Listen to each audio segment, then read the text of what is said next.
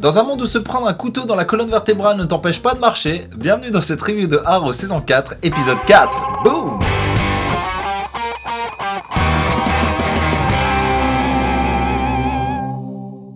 Bonjour à tous, alors il est un petit peu tard dans la nuit, donc il se peut que mes propos soient un petit peu exagérés. Mais en même temps, vous le savez que j'exagère tout le temps, donc en fait, il se peut que ça ne change absolument rien par rapport à d'habitude.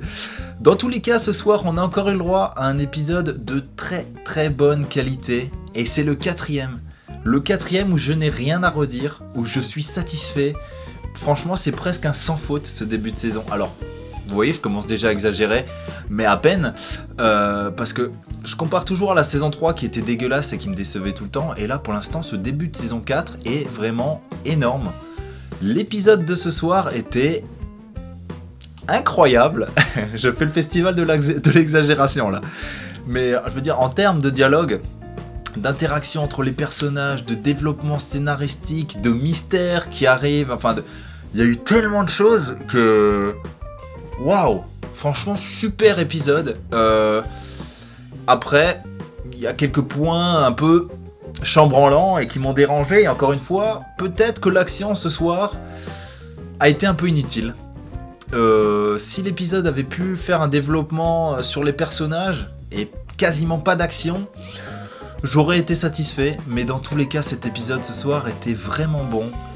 Et là, je me répète, mais c'est le quatrième, et s'il continue comme ça, franchement, j'espère qu'ils font 22 épisodes de qualité pareil. Bon, s'ils pouvaient faire plus intense, ça serait bien, mais début de saison vraiment énorme. Alors dans cet épisode, on découvre la nouvelle Arrow Cave, ou le nouveau repère, si vous préférez, et franchement, il a de la gueule. Comparé à ce qu'il y avait avant... Putain, c'est le jour et la nuit. C'est le jour et la nuit. Quand je l'ai vu, moi j'ai presque eu envie d'aller vivre là-bas tellement ça a l'air agréable d'être là-bas. Et puis le truc avec les déguisements qui sortent, les déguisements, c'est pas Halloween, avec les costumes qui sortent, franchement, enfin c'est énorme. Ce nouveau repère a beaucoup plus de gueule qu'avant et enfin même en crédibilité c'est énorme. J'ai adoré. Et il était temps que ça revienne, le Canary Cry. Merci Laurel, tu l'utilises enfin de nouveau. Ça avait été utilisé dans la saison 3, pas plus que ça, et là ils l'ont enfin remis sur le tapis, il était temps, hein, parce que là depuis le début de la saison ça n'avait pas été utilisé, je comprends pas d'ailleurs pourquoi. C'est le nouveau Myogo du jour, j'ai envie de dire merci. Et en parlant de choses qui sont de retour, Oliver et sa phrase You have failed this city. Alors moi c'est une phrase que à force de l'entendre dans la saison 1 et 2, je commence à la dire dans la vraie vie. Ce qui, je vous l'avoue, est peut-être un petit peu ringard quand tu dis ça à tes amis. Mais dans tous les cas, moi, c'était quelque chose que... cette phrase, j'adorais quand il la disait. Et là, il l'a redit enfin. Moi, j'étais l'homme le plus heureux quand il a dit ça, quoi. La relation entre Oliver et le Captain Lance, waouh. C'était... incroyable. Dans cet épisode, les dialogues entre les deux personnages ont été vraiment bien travaillés. Le jeu d'acteur des deux, à chaque interaction, est vraiment bon. Enfin, franchement, c'est un peu une relation père-fils. Hein, j'exagère, mais à peine que Oliver cherche chez le Captain Lance. Et enfin, j'ai trouvé ça presque beau. J'ai presque failli pleurer. La honte, mais franchement j'ai trouvé l'interaction entre les deux personnages à chaque fois vraiment géniale, et les revoir dans de bonnes relations, je trouve que c'est quelque chose de positif pour la suite, parce que moi personnellement je commençais un peu à en avoir marre du ok je te déteste, c'est bon, on avait fait le tour. Là revoir une bonne relation qui s'installe, ça fait plaisir. Donc voilà, encore une fois, l'interaction entre les deux, gros point positif de cet épisode, et même les interactions entre chaque personnage, scénaristiquement, les dialogues, etc. ont été tellement bien travaillés, je trouve que c'est un gros point positif de cet épisode. Quand il y a du développement de personnages dans une série, c'est ça qu'on aime, parce qu'il faut pouvoir s'attacher aux personnages pour pouvoir, continuer à apprécier la série, je pense, et là...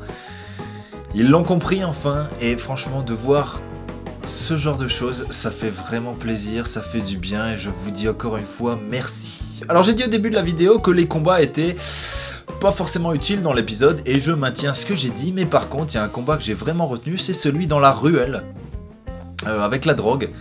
Celui-là, je trouvais que c'était un beau combat, déjà de chorégraphie, etc. C'était intense, tout le monde se bat de son côté, bref. Je l'ai trouvé d'une intensité vraiment stylée et visuellement vraiment bon. Si ça avait été le seul combat de l'épisode, moi j'aurais été satisfait, ça aurait pu rester comme ça aurait été nickel. J'ose croire que je suis pas le seul à avoir remarqué ça. En fait, Deagle, c'est pas un casque qu'il a, c'est juste un truc devant avec un élastique qui lui tient derrière la tête. Donc en gros, je trouvais ça ridicule. Mais alors maintenant je trouve ça encore plus ridicule. Son casque est totalement inutile. Donc en gros il peut se prendre par exemple un coup de batte dans la tête. Tant pis. Au moins quand il tombera la face la première il sera protégé devant quoi. Mais enfin ça n'a aucun sens. Son casque est encore plus ridicule que ce que je pensais. Et ça à ce niveau là je suis tellement déçu. Moi je pensais que c'était un vrai casque. Et d'avoir remarqué ça ce soir ça m'a... Ah ouais hein. Une chose qui me fait rire. Et qui arrive à chaque épisode. Mais à chaque fois qu'il y a un combat où il y a normalement tous les membres de la Team Arrow qui sont dans le même endroit, ou à au moins 10 mètres l'un de l'autre, dès qu'il y en a un qui se fait avoir, plus personne. À un moment, Oliver se prend un couteau dans le dos, je pense même dans la colonne vertébrale, il n'y a plus personne. Il n'y a plus personne à part Lance, et qu'il l'aide juste avec un dialogue. À quoi ça te sert d'avoir une team qui est censée être là pour t'aider si elle t'aide? Jamais. Personne s'aide dans cette team, ils disparaissent tous dès qu'il y a du conflit, c'est énorme. Et en parlant de ça, Oliver se prend un couteau dans le dos, ok.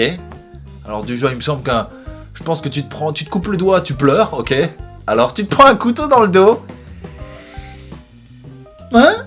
Il vit ça comme si c'était normal pour lui. Et le plan d'après, il est de nouveau chez Lance dans son appart, il se lève comme si rien n'était alors que le gars s'est, je pense, pris quand même vraiment un couteau dans la colonne vertébrale quoi. J'ai trouvé ça...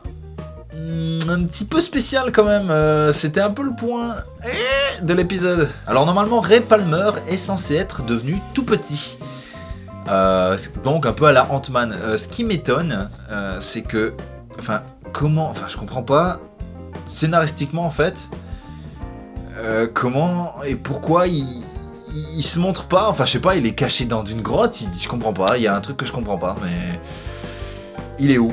Pourquoi? Il communique avec un système. Je sais pas de quoi, mais où il est?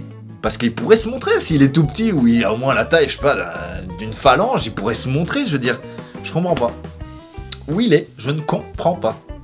Pour conclure cette vidéo, un petit sujet que je n'ai pas abordé dans cette review parce que c'était ni négatif ni positif, c'est un moment Damon Darhk ouvre une boîte et on sait pas ce que c'est. Et j'étais sûr qu'ils allaient pas me montrer ce que c'était, qu'est-ce qu'il y avait à l'intérieur. Et moi je suis un gars, mais vraiment pas patient. Ceux qui me connaissent le savent. Et je savais, mais j'étais certain qu'ils allaient garder ça mystérieux. Et j'en peux plus, j'ai hâte de savoir ce qu'il y a dedans. Moi ma théorie c'est que je pense que c'est quelque chose qui a un rapport avec peut-être ou le Puits de Lazare ou la Ligue des Assassins. Parce que comme à un moment ils en parlent dans l'épisode, je pense pas que c'est anodin. Je me trompe sûrement, mais pour moi c'est ma théorie. N'hésitez pas d'ailleurs à me dire votre théorie à vous. Mais voilà, ils jouent avec mes nerfs et ma patience, les producteurs, on dirait. Bande de bâtards. Alors voilà, c'était un très bon épisode, riche scénaristiquement, en dialogue, en tout. Franchement, très bon épisode. Les producteurs, si vous regardez cette review, ça m'étonnerait, mais on sait jamais. N'hésitez surtout pas à continuer dans la même lancée parce que pour l'instant... j'ai envie de vous dire merci à chaque épisode et c'est ce que je fais d'ailleurs. En tout cas, merci à tous d'avoir suivi cette review, ça fait toujours plaisir. N'hésitez surtout pas à me laisser un commentaire pour me dire comme d'habitude ce que vous avez aimé ou détesté. On se retrouve très vite pour une prochaine vidéo. Et n'oubliez pas qu'il est important de se brosser les dents au moins 2 fois par jour. Ciao!